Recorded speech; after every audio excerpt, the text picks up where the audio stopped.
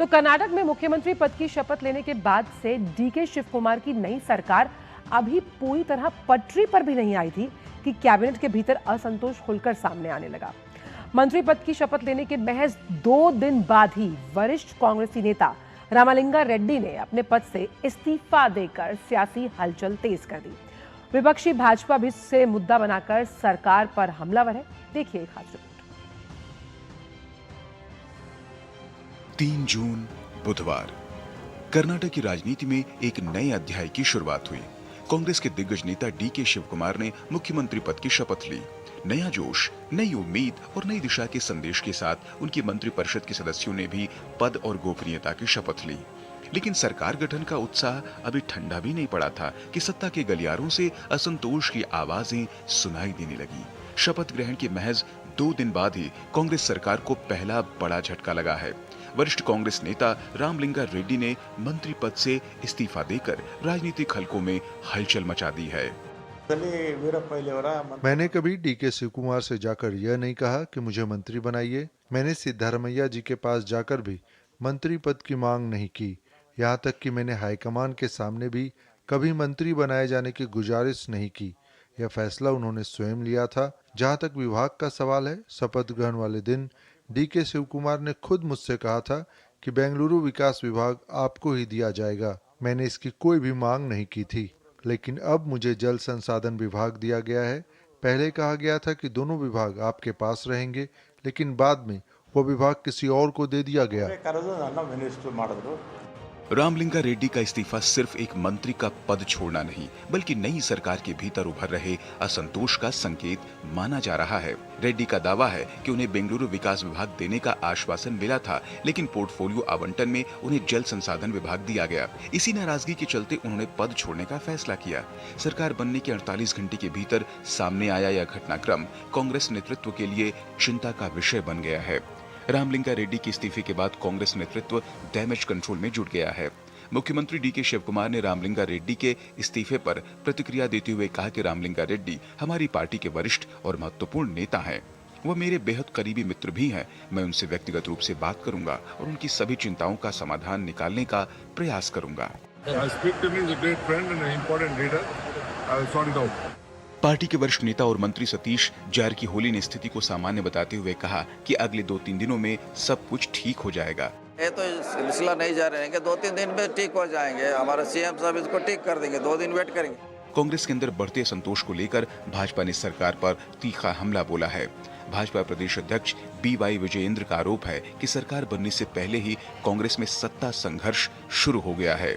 वहीं विपक्ष के नेताओं का कहना है कि मंत्री पद और विभागों के बंटवारे को लेकर कांग्रेस में भारी खींचतान चल रही है। भाजपा का दावा है कि यह सरकार स्थिरता देने में विफल साबित होगी। The way they were started, the way infighting is going on in within 48 hours, I really doubt how long this government is going to last. So let's wait. गृह प्रवेश होने के 2 दिन के बाद घर गिर पड़े। ऐसे होने से घर में कोई बचता है क्या? उधर का क्या फैमिली चला सकते है क्या? ऐसे हालत में कांग्रेस अभी पड़ गया है। रामलिंगा रेड्डी के बाद कांग्रेस के वरिष्ठ नेता KH मुनियप्पा ने भी अपने विभाग को लेकर असंतोष जाहिर किया। हालांकि उन्होंने पार्टी नेतृत्व के फैसले को स्वीकार करने की बात कही, लेकिन उनकी प्रतिक्रिया ने यह संकेत जरूर दिया कि विभागों के बंटवारे को लेकर कांग्रेस के कई नेताओं में नाराजगी है। राजनीतिक गलियारों में अब इस बात की चर्चा है कि पार्टी नेतृत्व इन नाराज नेताओं को कैसे साधेगा। फिलहाल कांग्रेस नेतृत्व असंतुष्ट नेताओं को मनाने और सरकार की एकजुटता दिखाने में जुटा हुआ है, लेकिन रामलिंगा रेड्डी का इस्तीफा, मुनियप्पा की नाराजगी और विपक्ष के लगातार हमलों ने डीके शिव कुमार सरकार के सामने शुरुआती दिनों में ही बड़ी राजनीतिक परीक्षा खड़ी कर दी है। अब सबकी नजर इस बात पर है कि कांग्रेस नेतृत्व संगठन और सरकार के बीच संतुलन बनाकर इन चुनौतियों से कैसे निपटता है।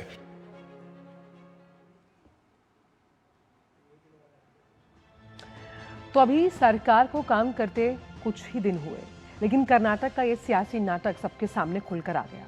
अब इसमें रामलिंगा रेड्डी का जो इस्तीफा है वो तो एक बड़ी वजह है ही, लेकिन अगर थोड़ा पीछे जाएं तो जो पूर्व सीएम थे सिद्धारमैया और डीके शिव कुमार, उनके बीच भी रसाकशी कोई नई बात नहीं है। और ऐसे में लगातार देखा गया कर्नाटक में जो तमाम वरिष्ठ नेता हैं उनकी अनदेखी की जाती है कांग्रेस में, और ये कहीं ना कहीं वर्चस्व की जंग है सत्ता को प्राप्त करने के लिए। अब इसमें जो आम जनता है उनके मुद्दे कितनी जगह बना पाते हैं ये हम देखेंगे।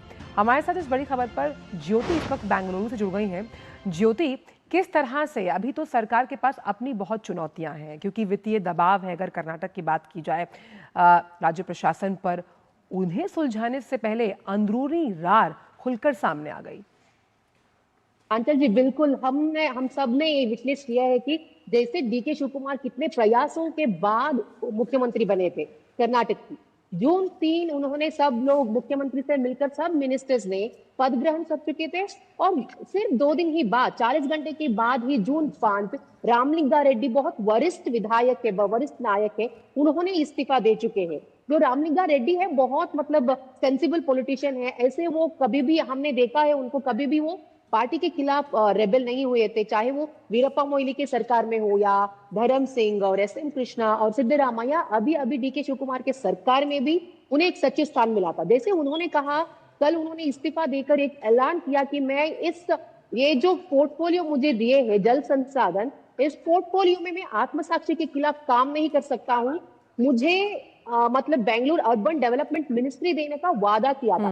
मैं एक स्टोरी रिकॉल करना चाहती हूँ आपसे। ऐसे ही बात, वादा किया तो निभाना पड़ेगा, ऐसे ही बात डीके शिव कुमार और डीके सुरेश दोनों भी सिद्धरामैया जी को रिमाइंड किए थे, उन्होंने उनको याद किए थे कि आप लोगों ने 2.5 साल अग्रीमेंट का जो वादा किया था निभाना पड़ेगा। ऐसे ही संकट स्थिति में अभी डीके शिव कुमार है।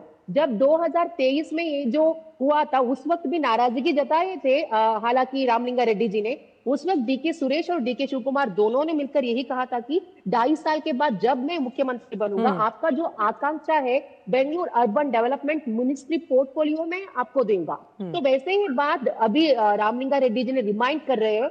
वो हालांकि वो कहते हैं कि मुझे किस पर भी गुस्सा नहीं है, मैं हाईकमांड के खिलाफ गुस्सा नहीं हूँ, या ना ही डीके शिव कुमार के साथ ना ही सिद्धरामैया के साथ। उन्होंने एक पोलाइटली इस्तीफा दे चुके हैं। जैसे आपने कहा 2-3 दिन में ऐसे सरकार के आगे ऐसे बड़े चुनौती, मतलब डीके शिव कुमार की जो आगे की जो रास्ता है इतना आसानी नहीं है, क्योंकि सत्ता के अंदर अभी भी सिद्धरामैया की पकड़ है।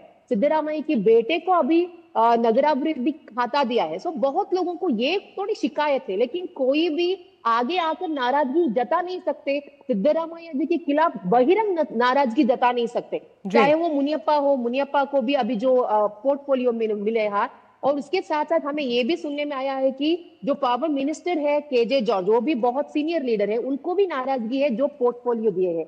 तो हम देख सकते हैं जो डीके शिव कुमार की कैबिनेट बनने के 2 दिन बहुत जोश में थे डीके शिव कुमार।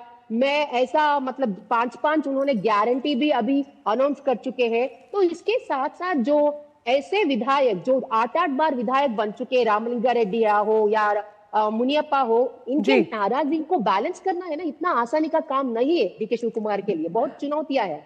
तो ज्योति, मुझे लगता है कि कर्नाटक में जितने नेता हैं ना उनको बादाम खाने चाहिए। वो भूल जाते हैं कि आखिरकार जो वादा है वो कैसे निभाना है, और ख़ास तौर पर जो वरिष्ठ है उनकी अनदेखी बहुत आम बात हो गई है जब हम कर्नाटक की सियासत का जिक्र करते हैं। उम्मीद करते हैं कि ये जो रार है वो जल्द निपट पाएगी। बहुत बहुत शुक्रिया ज्योति आपका इन तमाम जानकारियों को हमसे साझा करने के लिए।